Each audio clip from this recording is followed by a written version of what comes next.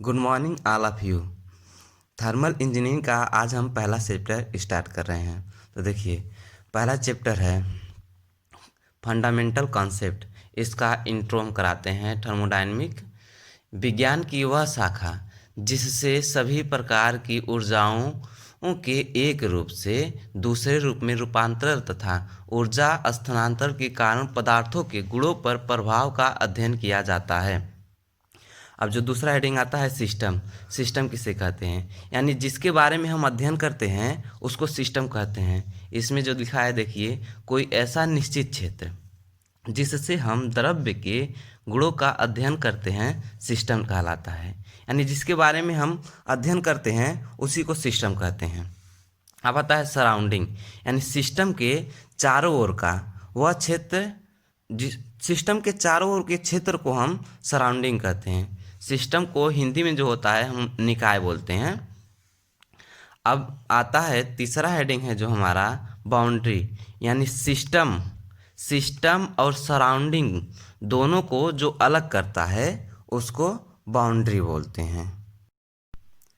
अगला जो हेडिंग है यूनिवर्स, यानी सिस्टम, सराउंडिंग और बाउंड्री जो होती हैं पूरों की मिला के यूनिवर्स बोला जाता है।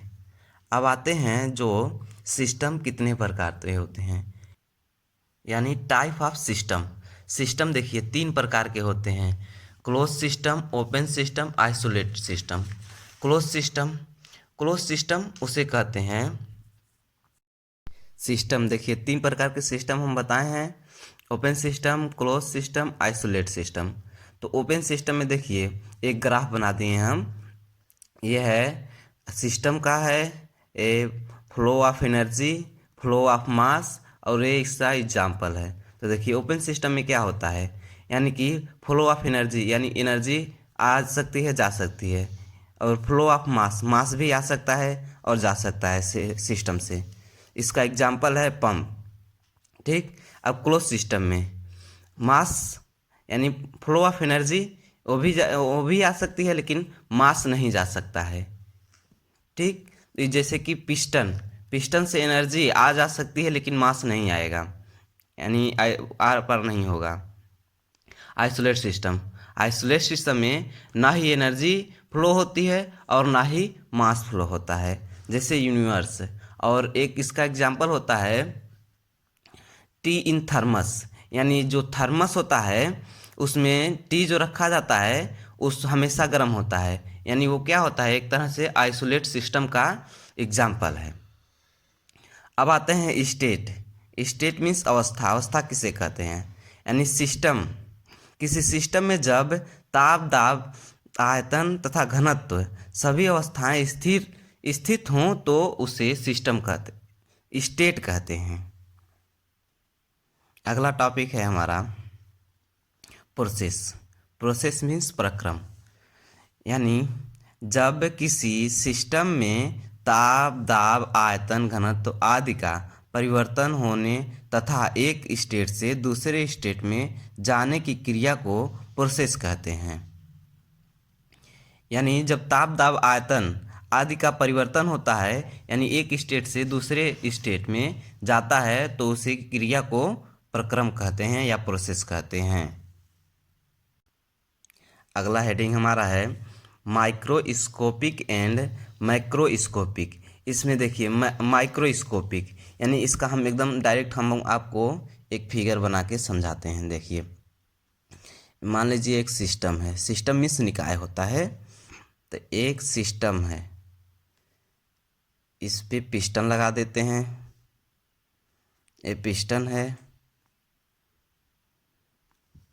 अब इसके अंदर जो है मान लीजिए कुछ है गैसेज वैसेज रख देते हैं कि कण है, समझ लीजिए कण है। यानी सिस्टम में, यानी निकाय में, यानी निकाय समझ लीजिए एक है, यानी इस एक कण को, यानी इस निकाय के एक कण को इसका मास है, इसका एनर्जी है, ताप है, यानी इसका दाब, मास, एनर्जी, यानी सिर्फ है एक कण का ताप, मास, दाब, एनर्जी कुछ भी हम ज्ञात करते हैं, यानी ये किस में आता है, यानी एक कण का अगर हम ज्ञात करेंगे तो वो आएगा हमारा माइक्रोस्कोपिक में। एक अगर किसी सिस्टम के एक सिर्फ एक कण का करेंगे तो, और माइक्रोस्कोपिक उसे कहते हैं, यानी कि देखिए अगर हम इस जो है सिस्टम में पूरा है जो रखा गया है, यानी इसका पूरा का मान लीजिए प्रेशर यानी दाब P मान लेते हैं, यानी जिसमें इन पूरे कणों का प्रेशर है यानी बता रहे हैं। इसका ताप बताएंगे अगर T यानी पूरे पूरे का बता रहे हैं, यानी जो सिस्टम में जितने भी कण हैं सबका जब बता रहे हैं तो इसमें जो होगा उसका अध्ययन करते हैं माइक्रोस्कोपिक में। देखिए MACRO माइक्रोस्कोपिक, इसमें माइक्रो होता है और ये जो होता है माइक्रोस्कोपिक होता है। अगला जो है थर्मोडायनिक इक्विलिब्रियम यानी ऊष्मागतिकी साम्य। ऊष्मागतिकी साम्य किसे कहते हैं? तो देखिए यदि किसी निकाय में माइक्रोस्कोपिक गुणधर्मों में कोई परिवर्तन न हो तो निकाय ऊष्मागतिकी साम्य माना जाता है।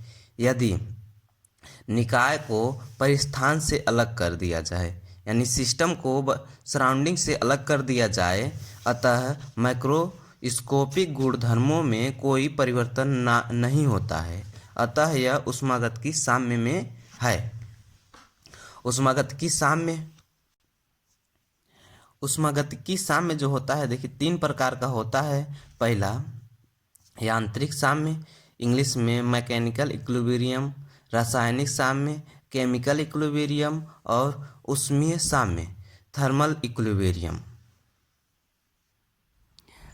मैकेनिकल इक्विलिब्रियम सिस्टम यानी एक सिस्टम में मैकेनिकल इक्विलिब्रियम में होगा यदि सिस्टम के अंतर्गत कोई असंतुलनीय बल न हो तथा सिस्टम एंड सराउंडिंग के मध्य भी कोई अनबैलेंस्ड फोर्स न हो, तो वह मैकेनिकल इक्विलिब्रियम में होगा। और केमिकल इक्विलिब्रियम, यदि सिस्टम में कोई केमिकल रिएक्शन नहीं होता है, यानी सिस्टम में कोई केमिकल रिएक्शन नहीं होता है और पदार्थ का ट्रांसफर एक भाग से दूसरे भाग को नहीं होता है, तो यह सिस्टम केमिकल इक्विलिब्रियम में है। अब जो तीसरा है थर्मल इक्विलिब्रियम, यानी जब कोई निकाय अपनी यांत्रिक तथा रासायनिक साम्य में हो तो सराउंडिंग से किसी ऊष्मा प्रवाह योग्य दीवार के द्वारा पृथक कर दिया जाए, तो इस प्रकार निकाय के गुणधर्म में कोई स्वतः परिवर्तन नहीं होता है, तो निकाय थर्मल इक्विलिब्रियम में है। आज की वीडियो में बस इतना ही टॉपिक हम लोग जानेंगे। अब अगला वीडियो जो आएगा इसके अगला टॉपिक में अगले वीडियो में सब टॉपिक हम बताएंगे, जितना है ये पूरा चैप्टर कंप्लीट कर देंगे। ठीक है।